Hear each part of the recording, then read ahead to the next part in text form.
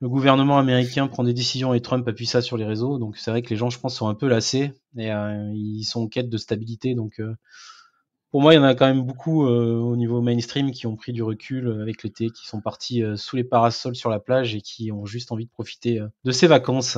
Des wallets qui datent de l'ère Satoshi, qui seraient en mouvement ou qui ont été déplacés. Et clairement, c'est vrai qu'il y a quand même une partie des bitcoins qu'on considère comme perdus actuellement, qui au final pourraient ne pas être si perdus que ça. Et je vois Fabrice qui met, ils en ont parlé ce matin sur BFM Business. Ouais, mais BFM Business, c'est quand même enfin, par rapport à BFM, je sais pas, ça doit faire 10, 20, 50, 100 fois moins de visites, ou en tout cas d'impact en termes de visibilité. Donc effectivement, il y a quand même une couverture médiatique, mais c'est sur des journaux quand même qui sont, enfin des journaux ou des médias qui sont quand même assez spécialisés dans la finance. Je pense aux Échos, j'imagine qu'ils ont dû traiter. Non, il y a une des personnes donc qui a pas mal écrit sur le sujet des 80K BTC qui ont bougé, c'est Cypher Tux, on prononce comme ça, qui va nous rejoindre d'ici quelques minutes pour parler de ça et voir un peu son avis, parce que des choses se sont passées, je crois, hier. On va revenir sur les derniers événements et puis débattre, exposer nos opinions. J'aurais tendance à penser que dans cette phase estivale avec des marchés qui sont généralement un peu plus calmes, les gros acteurs qui ne sont pas là et les institutionnels qui poussaient le prix du Bitcoin jusqu'à présent, on pourrait effectivement retourner dans ce range, continuer à travailler jusqu'à la fin de l'été pour continuer à épuiser un petit peu tout le monde.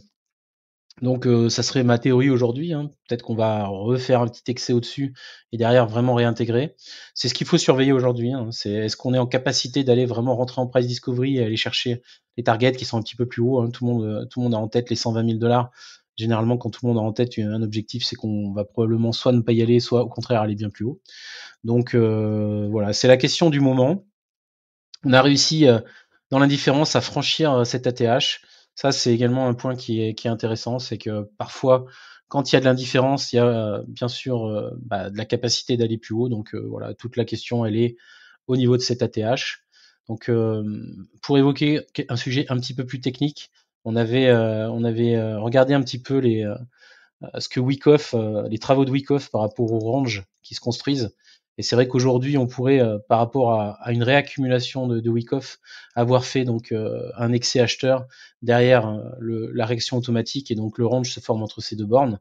Un sommet plus faible que le précédent, derrière la déviation qui va bien. Et si on en croit cette phase de réaccumulation, on pourrait être en train de faire l'excès qui conduirait à un canal derrière baissier pour faire le fameux spring, donc l'excès sous les 98 000 $, qui derrière permettrait de réintégrer le range et aller chercher plus haut. Ça, ça serait le scénario de réaccumulation. Le scénario de déviation, ça serait ici, on fait l'excès, donc soit on a déjà fait suffisamment d'excès, soit on va chercher un petit peu plus haut. Derrière, on réintègre de la même manière, on va chercher la borne basse, et c'est sur la borne basse que les choses vont se compliquer. Donc voilà un petit peu l'analyse technique pour BTC. Donc joyeux nouvel ATH. Et bon, est-ce qu'on va se mettre tout nu dans la rue? Ça, c'est Marius qui va nous le dire. Est-ce qu'on se met tout nu dans la rue, Marius? Non, quand même pas. Et surtout que j'ai vu une sorte de ressemblance avec le top de 2000, de janvier, donc de l'élection de Trump, où en fait on a fait une mèche ATH et ensuite directement on a dump et on est allé chercher les 73. Et là, pour l'instant, on fait exactement la même chose. On fait une sorte de contraction. On va chercher un ATH quelques minutes. Et pour l'instant, on dump. En tout cas, on confirme pas encore la price discovery. Donc, je sais pas si t'as regardé ça. J'ai du mal à voir comment c'est possible qu'on n'explose pas tout avec toutes les news qu'on a. Enfin, là, t'as BlackRock et les ETF Bitcoin. BlackRock qui dépasse les 700 000. Là, c'est les 700 000 BTC dans leur ETF. Bah écoute, déjà, est-ce que tu peux un peu nous parler de l'enquête? Comment est-ce que tu t'es passionné de ce sujet-là? Des wallets qui datent de l'ère Satoshi, qui seraient en mouvement ou qui ont été déplacés. Et clairement, c'est vrai qu'il y a quand même une partie des bitcoins qu'on considère comme perdus actuellement, qui au final pourraient ne pas être si perdus que ça. Ouais, et tu disais Cyphertux. c'est pas impossible effectivement que ce soit un disque dur qui a été retrouvé parce qu'à l'époque, tu stockais tes fichiers de clés privées dans des disques durs, c'est des fichiers point date, c'est ça si je dis pas de bêtises. Mais c'est pas forcément qu'à l'époque, je pense. Il y a moyen en fait que des gens, même en 2020 ou 2021, ils aient encore généré des fichiers wallet.date. Tu peux encore, sauf erreur de ma part. Ouais.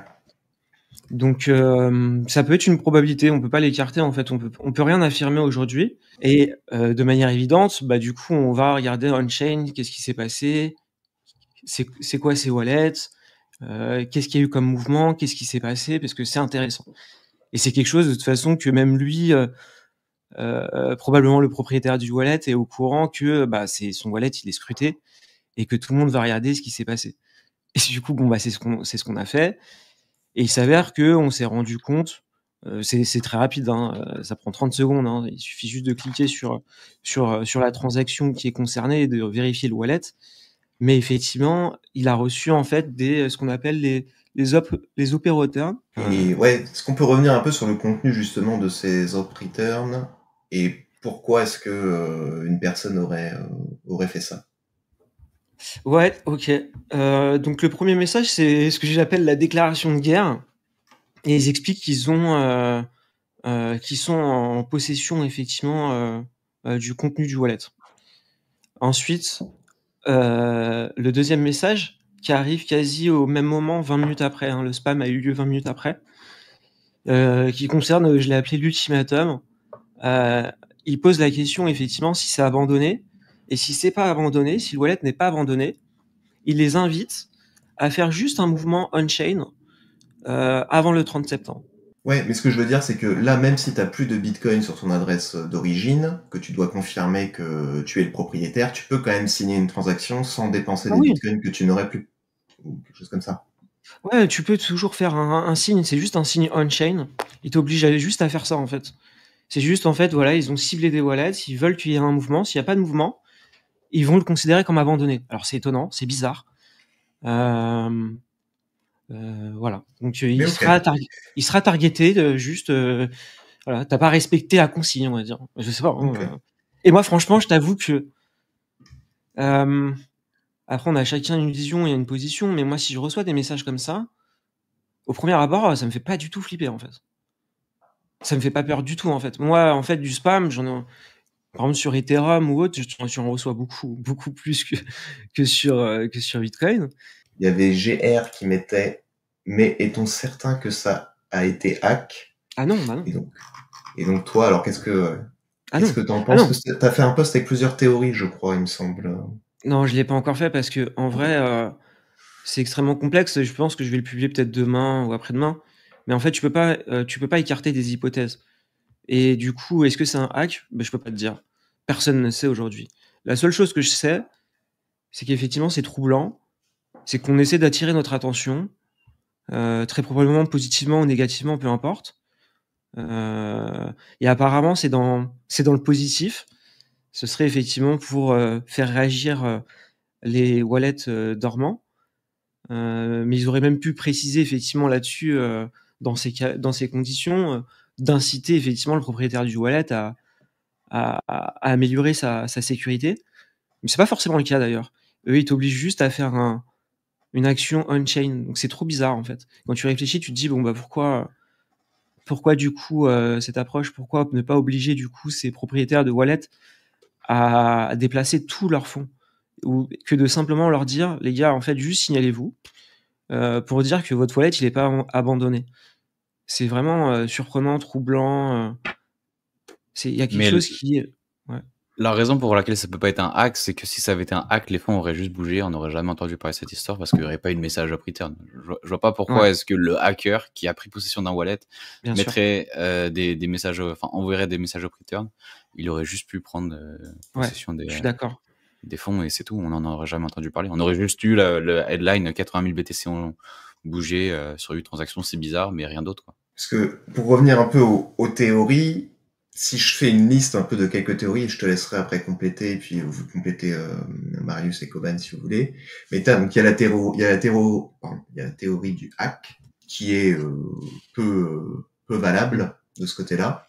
Il y a la théorie de quelqu'un qui aurait accumulé ses bitcoins il y a très longtemps avec des sources, des fonds en provenance de ventes de choses illégales, par exemple, sur le dark web, et qui veut récupérer ses fonds et donc monte un peu tout ce stratagème à des allures légales pour dire moi j'ai récupéré ces fonds parce que j'ai réussi à hacker ou à retrouver la clé privée qui contrôle ces adresses-là.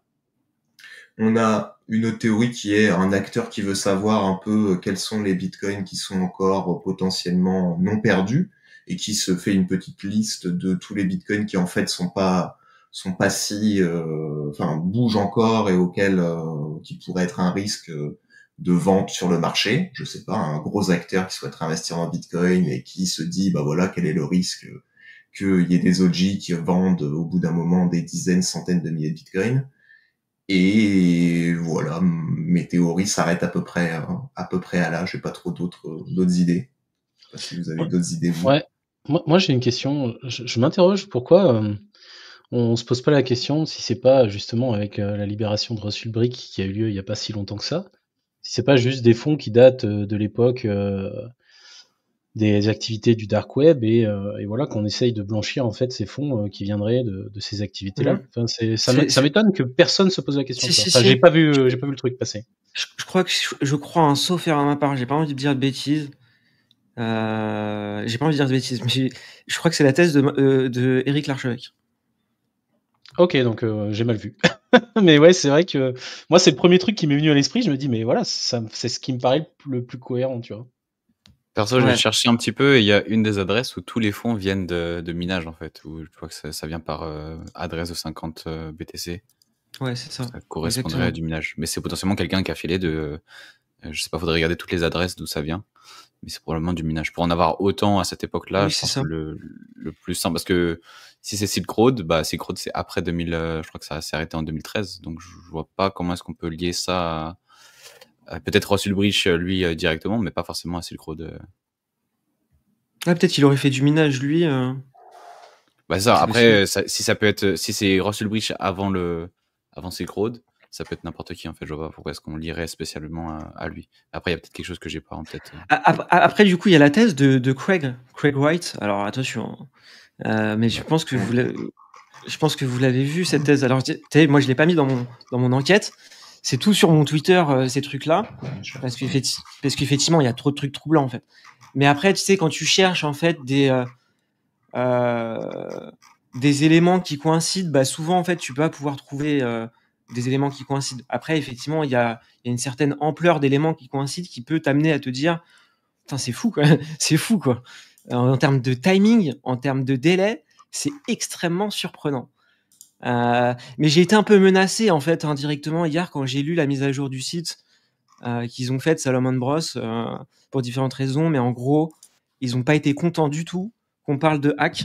Donc, faut le savoir. Donc je l'ai pris pour moi quand j'ai lu le truc et je pense que je suis pas le seul en fait à l'avoir pris tu peux juste revenir sur la théorie de Craig Wright, qui personnellement moi je n'y crois absolument pas, mais c'est intéressant, c'est très intéressant. Moi non plus j'y crois peu, mais elle a le mérite en fait d'exister. Parce que du coup, avec mon enquête, j'ai cherché, et c'est bien que tu mettes à l'écran, en fait, ces deux images, ça provient de GitHub.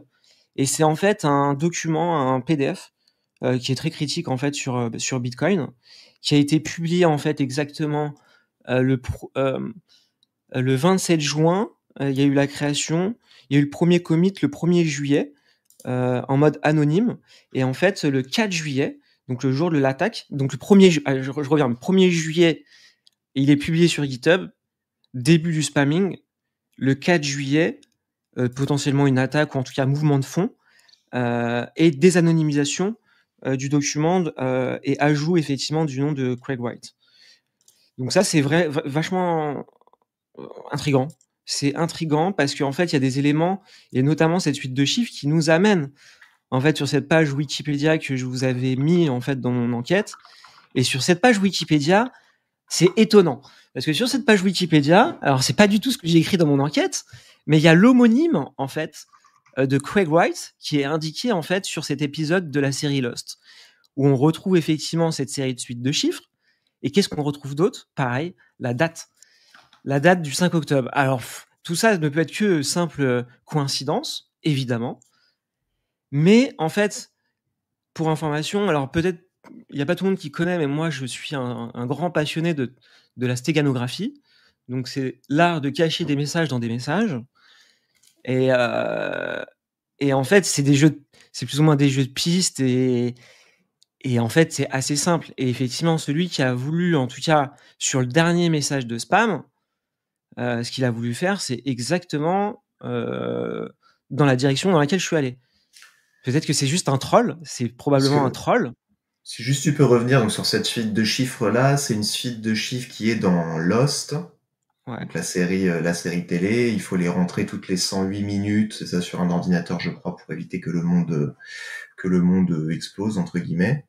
Ouais. Et il y a certaines coïncidences un peu troublantes, comme la date de diffusion originale du 5 octobre 2005, 20 ans après l'ultimatum. C'est ça. Et ça coïncide avec la date qui est indiquée sur Salomon Bros. Parce que Salomon Bros, ils ont 2 dates. Le 30 septembre, c'est pour prouver on-chain que tu fais juste un mouvement et il n'y a pas de problème. Et ensuite, le 5, entre le 30 et le 5, c'est en gros, ils te laissent un délai. Si jamais tu es vraiment un propriétaire de wallet et que tu es en capacité potentiellement avec des documents de prouver des choses. Mais en fait, même quand tu dis ça, c'est foutu en fait. Parce que la première étape, c'est le plus important. En fait, si tu n'as pas fait la première étape, la deuxième étape, ça sert à rien d'envoyer des documents qui vont servir à justifier que tu es le propriétaire du wallet, puisque la réalité, eux, ils te diront, bah non en fait. Ils recevront tes documents, ils te diront, bah c'est très bien, mais du coup, ça nous va pas en fait vos documents, c'est pas acceptable. Voilà. En tout cas, ce qui est sûr, c'est que selon moi, et je suis pas tout seul du coup, puisque du coup j'ai des potes qui adorent la stéganographie, et ben ils ont trouvé la même chose que moi. La même chose que moi là-dessus. C'est très rapide en fait. Tu arrives très rapidement à ça. Moi, la série Lost et ce truc-là, de manière très personnelle, j'en avais même pas forcément connaissance. En fait, moi, qu'est-ce que j'ai fait? Je suis allé sur Google, etc. Et en fait, j'arrive très rapidement. T'arrives tout de suite, très rapidement là-dessus. Donc assez simple. Le Craig White que vous voyez, hein, je dis bien, c'est un homonyme, évidemment. C'est pas le Craig White dont on parle, mais surprenant. Et pour ceux qui connaissent le profil de Craig White, juste pour rappel, ça fait des années qu'il a dit qu'il était Satoshi. En réalité, c'est un personnage qui est très atypique, puisque en fait, lors de ses procès, il a ramené des documents avec des adresses, par exemple, de wallets, semblerait-il, dont il possédait. Et en fait, dans cette liste de wallets, c'est un gros bordel. T'as des wallets qui n'existent même pas. Enfin, on dirait que ça a été fait par un enfant de 5 ans, la liste. Personne n'a jamais compris ces histoires et ce qu'il racontait. Mais il a toujours clamé, effectivement, être Satoshi. Et ce qui est intéressant, c'est que si tu reviens sur le tweet que j'ai fait sur le PDF, j'avais retweeté en fait un fil que Radio Shad avait fait, qui explique des éléments effectivement qui sont extrêmement intéressants. Mais c'est quoi le lien avec les 80 000 BTC entre Craig White et ces adresses-là? Ah mais aucun. En fait, le seul lien là que ouais non mais il y a rien du tout. En fait, le seul lien pour qu'on arrive là-dessus, c'est juste avec cette série de chiffres en fait, c'est tout.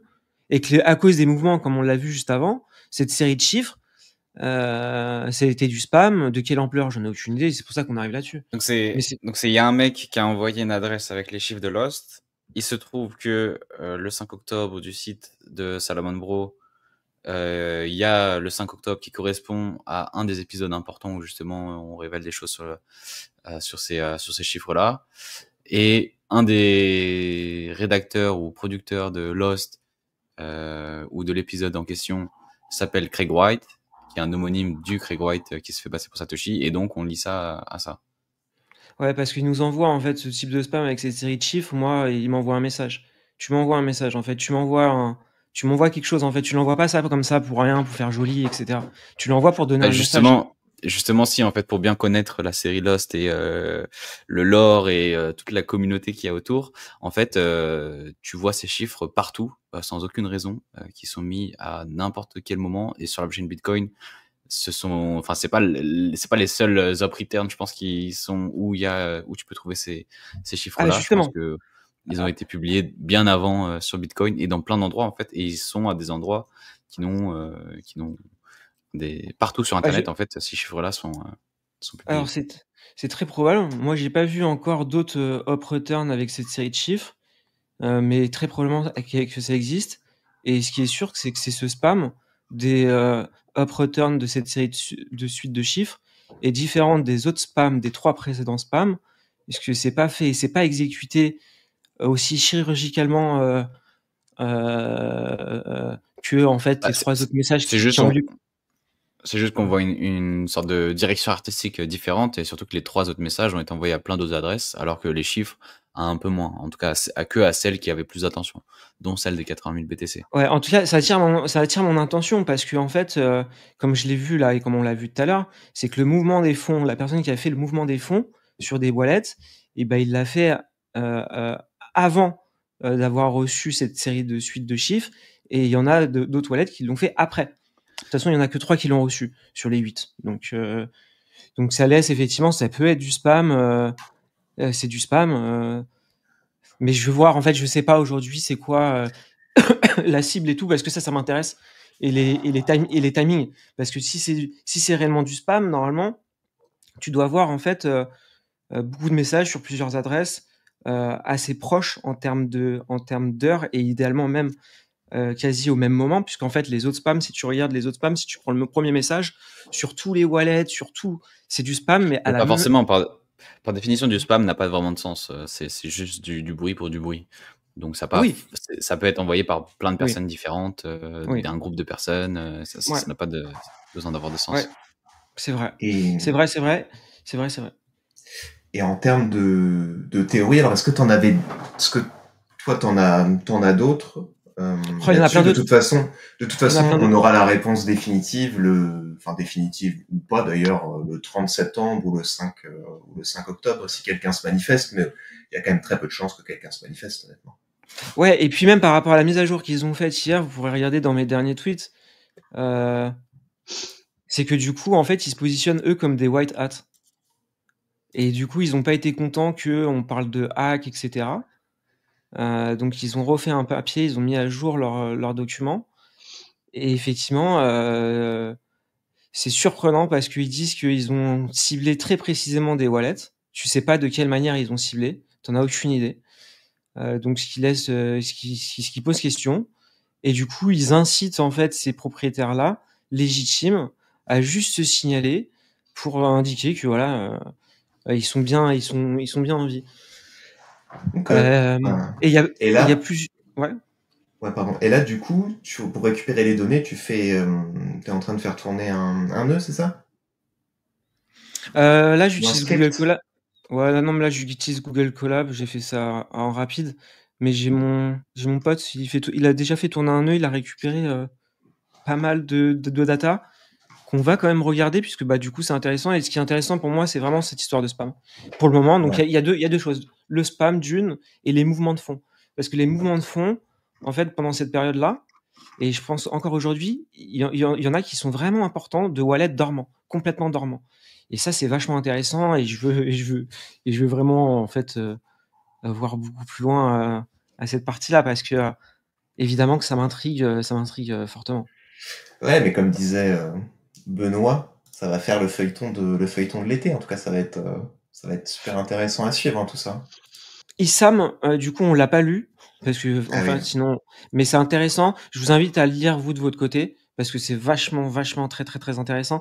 Tous les derniers tweets que je retweet Issam, je pense qu'il faut le prendre avec faut regarder, faut lire. C'est vraiment extrêmement pertinent ce qu'il dit, et en fait, il a une position, il a aussi une culture que moi j'ai pas forcément. Et c'est ça qui est pertinent, en fait, c'est ça que moi j'aime, et c'est pas du tout farfelu ou autre, et c'est pas des illuminés, hein. Je préviens, tous les retweets, tout ce que je fais, c'est pas des personnes qui sont illuminées, ils ont les idées très claires, ils font des propositions, il y a aucune affirmation à ce jour, personne n'affirme quoi que ce soit. Et juste pour conclure sur la mise à jour que je vous parlais tout à l'heure de Salomon Bros, pour vous refaire un petit point très rapide, je vais reprendre mon tweet. Donc, ce qui me perturbe le plus, c'est effectivement le site Salomon Bros. C'est pas un site de phishing. Ils incitent pas forcément tous les utilisateurs du coup à faire des interactions avec leur site web. Donc, ok. Il y a une question effectivement à creuser. C'est pourquoi orchestrer en fait ce spam d'envergure et avec une infrastructure juridique qui existe. Alors c'est une coquille un petit peu vide, mais l'entité juridique existe bel et bien. Parce qu'il faut savoir une chose, c'est qu'en fait, je pense, et c'est d'ailleurs Issam ce qu'il me disait, c'est que ce site Salomon Bros, il aurait déjà dû tomber en fait. Il aurait déjà dû être fermé en fait. Si c'était vraiment en fait une arnaque, du scam, escroquerie, il me disait aux États-Unis, c'est quelques heures en fait. Il leur faut quelques heures pour te faire tomber un site. Et ce site-là, vu le bruit qu'il y a eu autour de celui-ci, il serait déjà tombé. Donc aujourd'hui, il n'est pas tombé. Donc c'est qu'en fait, il a une certaine légitimité. Et dans leur message, ils disent que ils ciblent eux moins de 1/3 de 1% des wallets, selon eux. Donc ça, c'est à vérifier. Et ça va être vérifié parce que c'est intéressant. Le mystère qui reste, c'est est-ce que en fait eux, Salomon Bros, ils auraient potentiellement accès à des clés et comment s'ils sont pas des hackers, parce qu'en fait ils précisent bien que attention, ceux qui ont diffusé des informations par rapport à Salomon Bros, qui ont dit que c'était un hack, en gros ils nous ont menacé que c'était effectivement faux et que son client était en gros il était pas du tout d'accord avec ça. Tu pouvais être attaqué en diffamation peut-être, ce genre de Ouais, choses. je pense, ouais. Ouais, je pense, ouais. Bon, c'est un peu louche cette histoire. C'est vraiment très très louche. Moi, j'ai pas changé mes termes techniques. Donc, s'ils veulent m'envoyer un petit mail, avec grand plaisir. Et les théories qui m'obstinent du coup, qui est ce client mystérieux que représente Salomon Bros? J'aimerais bien savoir. Et j'ai émis des hypothèses. Satoshi qui nettoie lui-même l'écosystème qu'il a créé. Roger Ver, Craig White ou un autre OG historique qui veut le bien de tous. Quelqu'un qui a trouvé un vieux disque dur avec des wallets .date et genre ouais, pourquoi pas. Une entité institutionnelle avec des capacités cryptanalytiques, possible. Et pourquoi maintenant, après 14 ans en fait de silence, pourquoi cette opération, tout ça aujourd'hui de cette manière? Et en fait, pourquoi si peu de communication?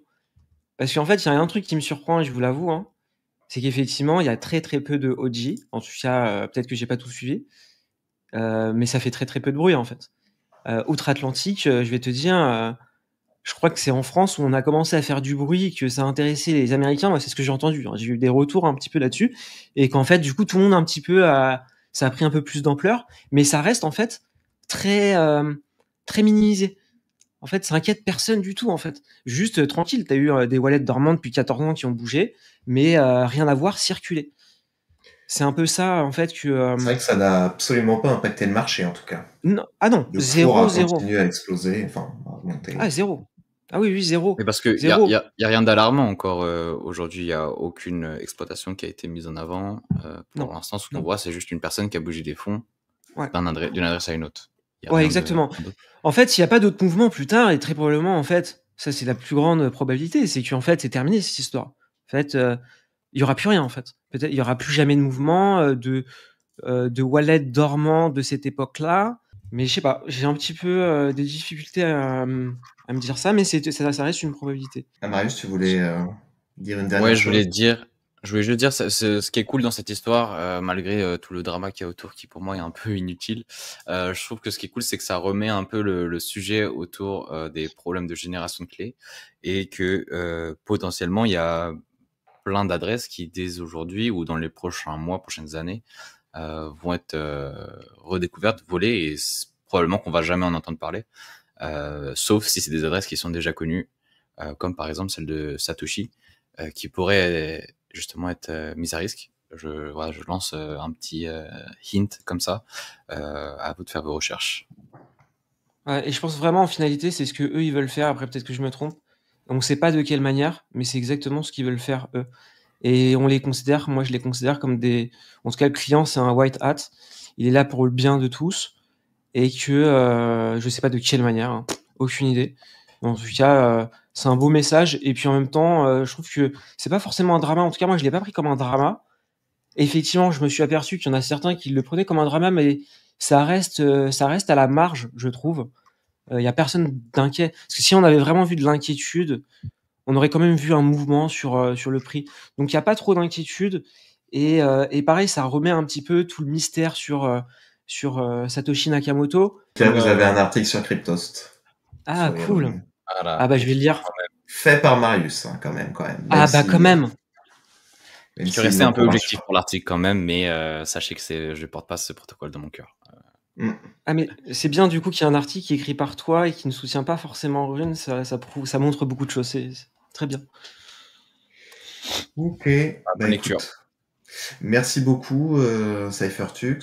On suivra avec grande attention tes prochaines découvertes. Merci beaucoup. Après, tu peux rester si tu veux. Moi, j'avais un petit dernier sujet que je voulais aborder. Après avoir toi, Marius, si tu voulais aborder un sujet, c'était le sujet un peu de... On change totalement, attention, là, on passe de Bitcoin au Memcoin et à Pump.Fun qui lance son ICO, enfin son IEO, plus précisément. Et donc, je voulais voir un petit peu... Alors, je crois que c'est pas possible de participer en France sur les plateformes d'échange, mais je crois que c'est possible de participer directement sur Pump.Fun, où vous pourrez acheter donc des tokens du projet crypto Pump.Fun, qui génère quand même, je crois, encore à l'heure actuelle.